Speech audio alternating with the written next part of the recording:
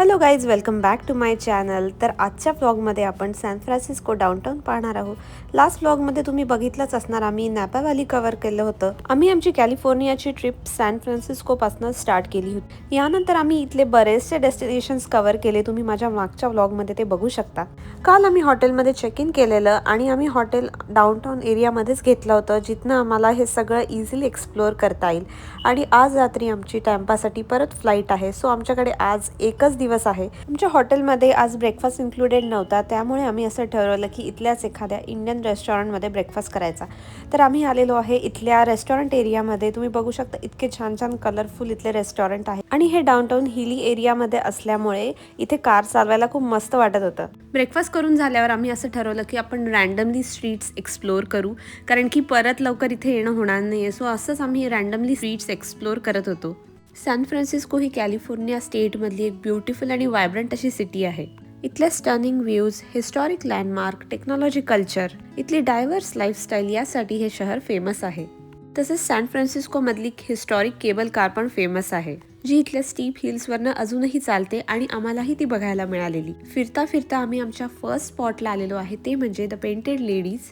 तर हा जो स्पॉट आहे तो एकदम डाऊनटाऊनमध्ये आहे, त्यामुळे इथे पार्किंगला थोडासा प्रॉब्लेम येतो. पण फायनली आम्हाला जागा मिळाली आणि आता आम्ही आलेलो आहे द पेंटेड लेडीजला. तुम्ही बघू शकता माझ्या मागे हे जे एकसारख्या दिसणाऱ्या बिल्डिंग्स आहेत आणि वेगवेगळ्या कलरच्या आहेत, त्या आहेत the painted ladies. The painted ladies हा सॅन फ्रान्सिस्कोमधला एक हिस्टॉरिकल लँडमार्क आहे. ही कलरफुल व्हिक्टोरियन स्टाईलची घरं आहेत आणि बरीच फेमस आहेत. ही घरं 1892 ते 1896 मध्ये बांधली गेली होती. तसेच बऱ्याचशे टीव्ही शोज, मूवीज आणि कमर्शियल्समध्ये ह्या बिल्डिंग्स दाखवल्या गेल्यामुळे हा स्पॉट बराच फेमस आहे. यानंतर आम्ही आमच्या नेक्स्ट डेस्टिनेशनकडे जायला तयार होतो, पण रिशानला या वेमो नावाच्या ड्रायव्हरलेस टॅक्सीमध्ये बसायचं होतं. तर आम्ही एका ठिकाणी आमची कार पार्क केली आणि ॲप थ्रू या टॅक्सीचं बुकिंग केलं. रिशान एवढा एक्सायटेड होता या कारमध्ये बसायला आणि मी पण, कारण की मी फर्स्ट टाइम ड्रायव्हरलेस कॅबमध्ये बसली होती. तर फर्स्ट टाइम मी या कॅब सॅन फ्रान्सिस्कोमध्ये पाहिला. यानंतर मी अशा टाईपच्या कॅब्स लास वेगसमध्ये पण पाहिल्या होत्या.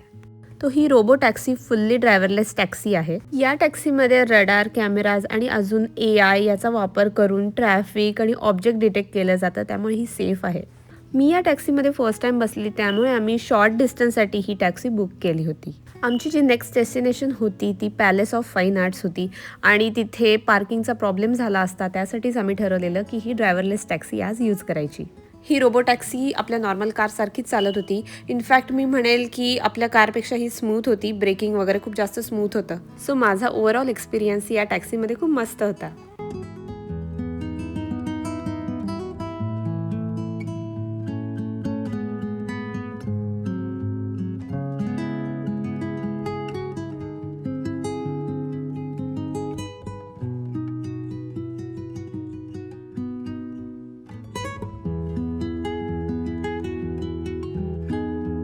सो आता आम्ही आमच्या नेक्स्ट डेस्टिनेशनला पोहोचलेलो आहे. त्याचं नाव आहे पॅलेस ऑफ फाईन आर्ट्स. हा स्पॉट सॅन फ्रान्सिस्कोच्या one of the most iconic लँडमार्क्सपैकी एक आहे. ही place classical dramatic architecture, serene lagoon setting, जिथे हिस्ट्री, आर्ट आणि ब्युटी एकत्र येतात यासाठी ओळखली जाते. पॅलेस ऑफ फाईन आर्ट्स 1915 मध्ये टेम्पररी बांधलं गेलं होतं, पण 1964 ते 1974 मध्ये परत त्याचं रिकन्स्ट्रक्शन झालं. इथे बरेचसे कल्चरल इव्हेंट्स केले जातात. तसेच याचं वेडिंग, कॉन्सर्ट आणि फोटोशूटसाठी ॲज अ बॅकड्रॉप म्हणून यूज केला जातो. तसंच इथे बाहेर वॉक करण्यासाठी तुम्हाला तिकीट काढायची गरज नाही, कारण हे टोटली फ्री आहे. तर आम्ही इथे मस्त वॉक केला आणि आम्हाला साधारण 30 ते 35 मिनिट्स इथे वॉक करायला लागले. त्या दिवशी टेम्परेचर थोडंसं थंड होतं, पण डोक्यावरून असल्यामुळे ते एवढं जाणवत नव्हतं आणि खूप प्लेझंट वेदर होतं. तसंच लाँग वीकेंड असल्यामुळे इथे बरीच गर्दी होती. तुम्ही माझ्या मागे बघू शकता, इथे एक फोटो किंवा व्हिडिओ काढायला खूप वेट करावं लागत होतं. जर तुम्ही सॅन फ्रान्सिस्को, कॅलिफोर्निया बघायला येत असाल तर हा स्पॉट अजिबात मिस करू नका, कारण की आर्किटेक्चर लवर्ससाठी हा स्पॉट एकदम बेस्ट आहे. तसंच हा स्पॉट जो आहे तो एकदम डाऊनटाऊनमध्ये आहे. सो तुम्हाला असं वेगळं लांब जाण्याची गरज नाही आहे. तसेच गोल्डन गेट ब्रिजपासून पण हा स्पॉट तसा खूप जास्त लांब नाही आहे. सो तुम्हाला सगळ्या गोष्टी एकाच ट्रिपमध्ये कव्हर करता येतात. थोडासा पार्किंगचा प्रॉब्लेम इथे असू शकतो, पण जर तुम्ही पब्लिक ट्रान्सपोर्ट यूज केलं तर पार्किंगचा पण इश्यू नाही होणार. सो वॉक करता करता प्रत्येक स्पॉट इतका सुंदर होता की मी सगळ्या स्पॉट्सला थांबली आणि टाईम घेऊन व्हिडिओ काढून घेतले. आणि ॲज यू कॅन सी इतकी जास्त गर्दी होती की प्रत्येक ठिकाणी तुम्हाला वेट करावं लागत होतं आणि मगच तुम्हाला फोटोज किंवा व्हिडिओज काढता येत होते.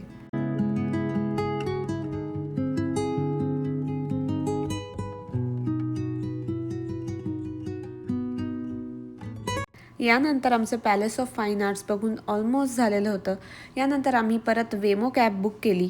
या लोकेशनपासून आम्हाला आमच्या कारपर्यंत जायला लागणार होते 10 ते 12 मिनिट. तसंच आम्हाला यानंतर अजून एक डेस्टिनेशन कव्हर करायचं होतं आणि ते पण खूप स्पेशल आणि युनिक असं असणार आहे.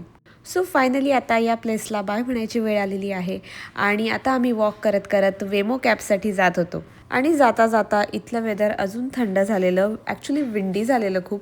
मला सॅन फ्रान्सिस्कोमध्ये सगळे वेदर बघायला मिळाले, कधी थंडी, कधी ऊन, कधी खूप जास्त थंडी. तसेच मला इथे खूप ब्युटिफुल लँडस्केप्स पण बघायला मिळाले.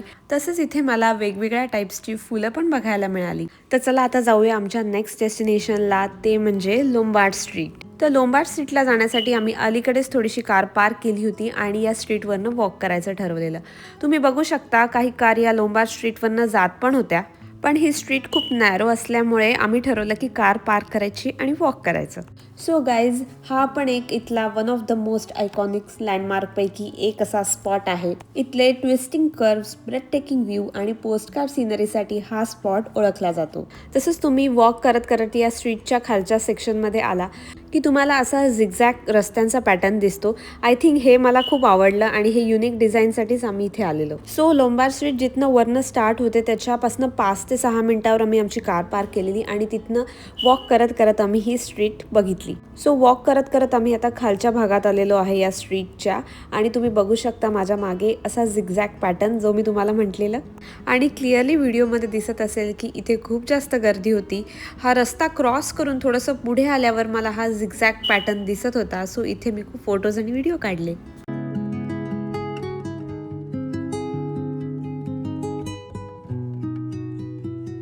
तसंच लोंबार्ड स्ट्रीटच्या अपोजिट आल्यानंतर पण हा सुंदर व्ह्यू तुम्हाला बघायला मिळतो. बेसिकली सॅन फ्रान्सिस्कोमध्ये खूप हिली एरियाज आहेत, त्यामुळे इथल्या स्ट्रीट एक्सप्लोअर करायला जास्त मजा येत होती.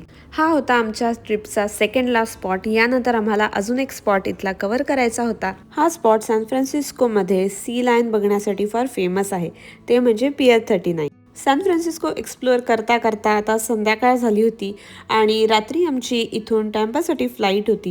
तसंच आमचा डिनरसुद्धा बाकी होता. सो आम्ही ठरवलं की पियर 39 नेक्स्ट टाईम एक्सप्लोअर करू, कारण की इथे पार्क करून तिथे जाईपर्यंत आम्हाला अर्धा ते 1 तास नक्कीच लागणार होता. सो आम्ही फक्त बाय कारच हे एक्सप्लोअर केलं.